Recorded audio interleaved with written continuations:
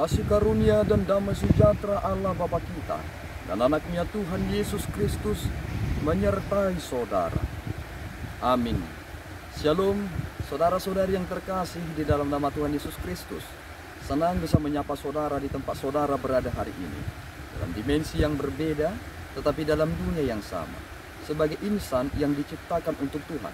Sebelum kita melakukan rangkaian aktivitas kita pada hari ini, marilah kita mengawalinya dengan mendengarkan firman Tuhan. Shalom, selamat pagi untuk kita semua.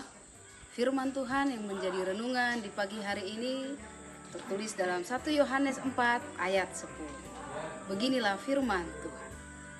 Inilah kasih itu, bukan kita yang telah mengasihi Allah, tetapi Allah yang telah mengasihi kita dan yang telah mengutus anaknya sebagai pendamaian bagi dosa-dosa kita. Demikian firman Tuhan. Saudara-saudari yang terkasih, mana yang pertama dan terdahulu? Orang sering sekali memahami satu hal, jika aku mengasihi orang tuaku, maka apa yang kuperoleh dari orang tuaku?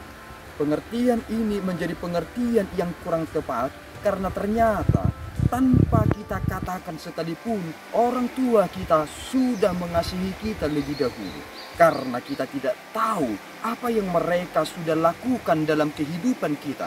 Tetapi kita baru mengerti setelah kita dapat berpikir, ketika rasio kita dapat kita pergunakan dengan baik. Tetapi meskipun itu semua, orang tua kita telah mengasihi kita terdahulu sebelum kita memahaminya. Dan kini pengertian ini memberikan kita ruang berpikir bagaimana kasih itu yang sebenarnya. Mengapa kita harus mengasihi Allah? Karena ternyata apapun yang kita lakukan kepada Tuhan tidak mempengaruhi ketuhanan Allah. Karena Tuhan tidak terganggu dengan dirinya meskipun orang meninggalkan dia.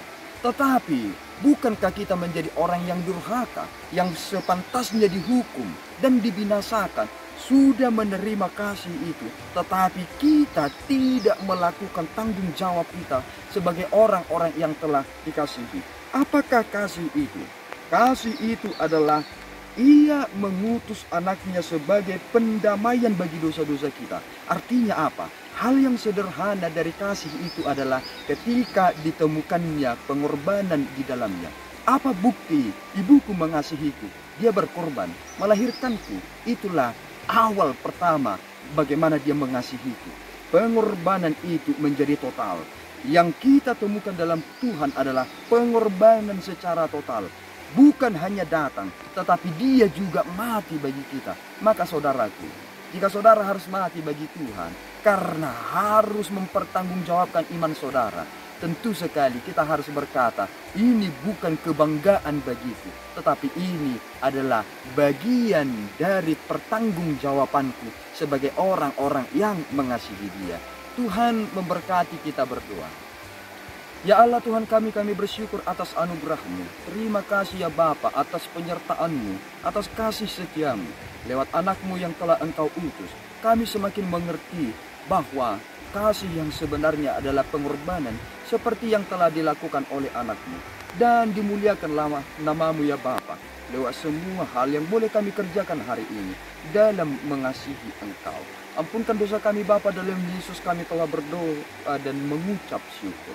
Anugerah Tuhan kita Yesus Kristus, kasih setia Allah Bapa, dan persekutuan Roh Kudus menyertai saudara. Amin. Tuhan Yesus memberkati.